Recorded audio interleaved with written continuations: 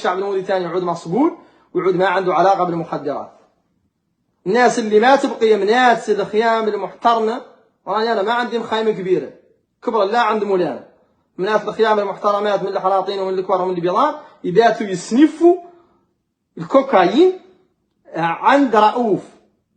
وملف المخدرات الصغير اللي نكرد فيه يعقوب اللي كان محبوس على سبته في نواكشوط، يعقوب اللي مبتيش ممثل بنتر كناريا، اسبابه شرطي موريتاني واخذ على قدره هي له وحده طارحه مرياس على يدها عليها الكوكايين الابيض وتنشبه وتلبها ينعرف منين، وكذب عند المخدرات واستهداته على بنادم اللي في فندق فاسك واللي السرقلاوي واحد من السرقله يبيع لهم المخدرات يشري لهم المخدرات.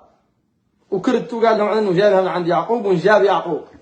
الين جاب يعقوب لو يعقوب معهم بطاس صغير حجمه يقال يمتلك دماغ راجل كبير، قال لهم انه هو حق الملف فيه وانه قاعد كرد عنده. قال لهم انا ماني واحد يحفظكم، انا ما هو من جنرال ما عندي فيديوهات، ولا هون من وزير ما عندي فيديوهات معايا تسنيف فيه وتكونسومي وتشرب. ودايرهم هون هو اللي كانوا دايرهم في الخارج، معناها علني قضيه سجن، قضيه فضيحتهم هما، قضيه وقت يا انا وخضانه يا ينفضحوا هما. ولوكو خاض من الحبس وخاض معاه صاحب فصل به اللي القضيه الملف تكلمت انا مع عده مدونين هم فيه ولا قدوا يشدوا اخبار ولا قدوا يتكلموا فيه بالخارج. معني لسه صاحب علاقات ولا اتصال سابق معاهم، لا عندي معاهم علاقه.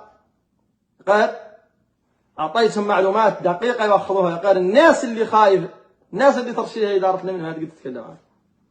بها اللي هذه من جنرال ومن هذا اللي تجيب المخدرات وستيهاتها من رئيس سابق مزرب عليها من قبل الناس اللي تتكلم في اخبارها، ولا يقد حد يقول لها سبه واحده شويه شنو. وبها اللي ما يقد حد يتكلم لها. قال لا تسموها بالاسم، هذه مجرد متعاطيه بسيطه ولا هي مهمه. وهذا ولد بطارين ما هو مهم، وهذا ولد رجل اعمال جا مسنف من الكوكايين وبط زوجته، هذا ما هو مهمين، هذا مجرد متعاطين. تكلموا عن منظومه الامن اللي حماته اولادها هيك ما ينفضحوا، واللي قعدت وطلصت يعقوب من نقل الحبس وطلصت صاحب سرقله وقالت له ركبت ارجع لفرنسا، وقفلت الملف نهائيا. وقبضوا قريب الجنرال برور مدير الامن الموريتاني واعطاه القريب وكوميسير ما هو اللي كان اصلا مفرق القضيه ولا كان في الملف. وتباطت الشرطه بيناتهم والشرطه لصوص، اذا تشاجر اللصوص خرجت المسروقات.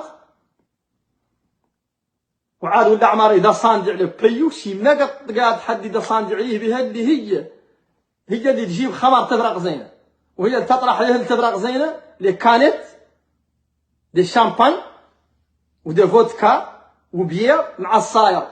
معناها على حبسها كاع احبس ولد عمار من راسه الشرطي اللي باحث عنها. وهذا يردنا النقطه الاساسيه اعلن حاميها، اعلن اللي قيم الاخبار في الفساد والله في الاجرام هو اكثر شخص لا يعاني من ذاك الملف، وهو الاول لا ينحبس وهو الاول لا يسول عنه.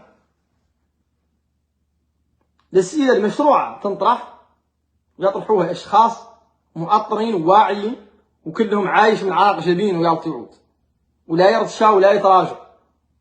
ولا المخدرات ماده قادره تخسر الاجيال وتفقر الاسر وتؤدي للانتحار وتقتل الشعوب وتفرقها وتمنع الاستثمار وتعدل الدول القويه الحقيقيه كيف المكسيك اللي فيها 147 مليون شي من دول الموز، جمهوريات الموز. بها اللي هي الفضه فيها عند مجموعه من الاشخاص ما يستحقوا انهم تكون عندهم الفضه، ولا يشروا بها الذمم، ولا يكروا بها الجيش، ولا يكروا بها البوليس، ولا يكروا بها الصنادره، ولا بدل منهم يساعدوا بها الدوله بانها تجبر اصوات يضربوها في عمق المؤسسه، يضربوها في قلب الدوله. يقال الدوله الين تعود كارثه شرذمه من المفسدين ومتفرقه يعود كل شيء قد يخرج فيها.